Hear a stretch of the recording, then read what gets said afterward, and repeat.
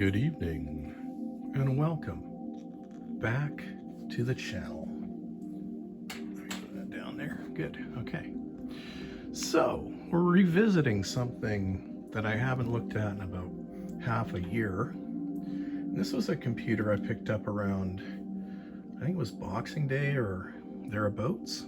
And I kind of covered it in sort of a limited way.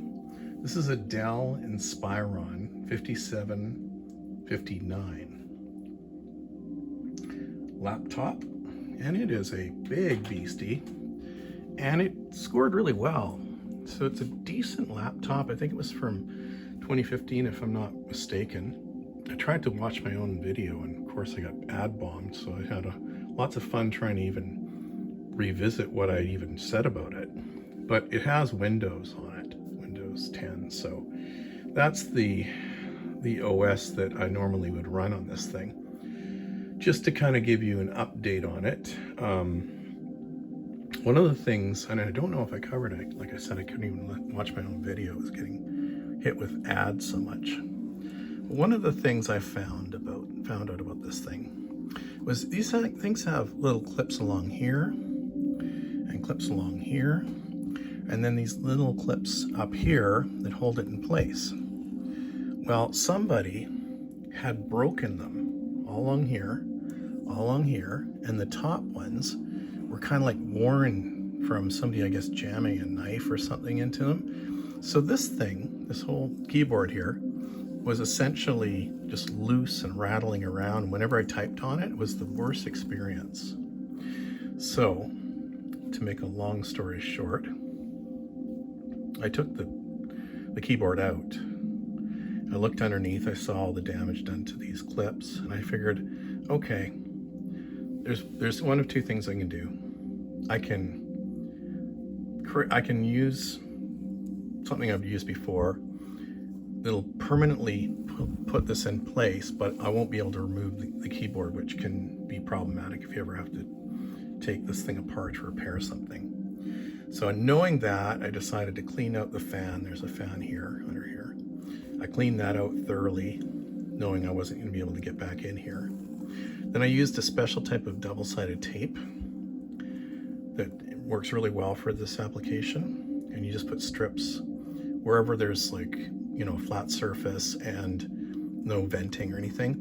You just kind of put these strips of double-sided tape down, and then you put be very careful, because once you put it in, it ain't coming off. And you just place this keyboard in really well, and you press down on it, and now it's perfect. It's just like I can type away on it, no problem.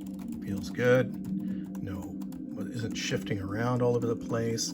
It doesn't buckle up and down. So that was my solution for this. But that being said,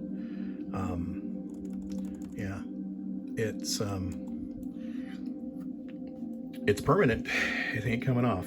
So I figured it was worth sort of losing the capabilities of being able to take it all apart to have a functional keyboard, because otherwise it was useless. And I could see why it ended up at Value Village. Whoever did the number on that keyboard made it almost useless. You almost had to use an external keyboard to use this thing, or as I did, double-sided tape, specialty type tape. It's I used to work for an adhesives company, so this stuff is amazing. It's not like the foam tape. It's like a very special type tape. Anyhow, I had around. So this is my Dell, and as you might notice, it's running Linux. So as you know, I've been kind of going through this thing where I'm taking all my Windows systems and I'm basically setting them up and seeing if I can live boot them and see how they run, you know, YouTube, and how they perform, and seeing how they would do as a Linux machine, as a Mint machine. So this is the old Neo Fetch. I know there's a newer version now. Somebody was nice enough to explain that to me. There's a Fast Fetch or something. Anywho, this will do it for now. And this gives us the specs on this guy. So like I said, it's an Inspiron 5759, and It's running all that stuff, and it's got an Intel i7 and with 4 cores, and yeah, it's got the Skylake graphics, but it also has an AMD dedicated graphics or discrete graphics, and it's got about 8 gigabytes of RAM. So not a bad system. And when I last time I did the review this thing, I know I scored it, I checked it, I benchmarked it, and it was good. I mean, it really scored pretty well. So as you can see, there's no real activity going on with the CPU, and there's lots of space for the memory. So I was thinking, oh, this is going to be a great test of the, you know, YouTube. Well, problem number one. This is one of my things I've always found difficult with Linux.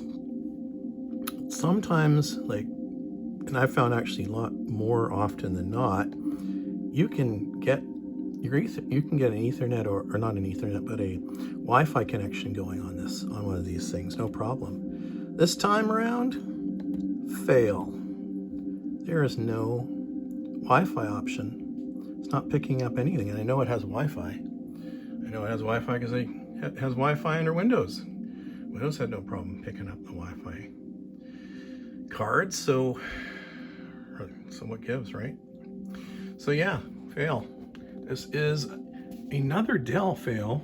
The last one that was a fail was an Inspiron as well. It was an older one. But yeah, these Inspirons are not inspiring. So yeah, there you go, guys. I know my Linux videos have been doing pretty well. And you know, I want to be fair to the people out there who are thinking about converting their systems to Linux. You got to be prepared to do a live boot and find out what you're going to be up against. Now, there's a solution to this, and that usually involves finding a Ethernet network that you can connect to, and then you can oftentimes download drivers and stuff like that to remedy the situation.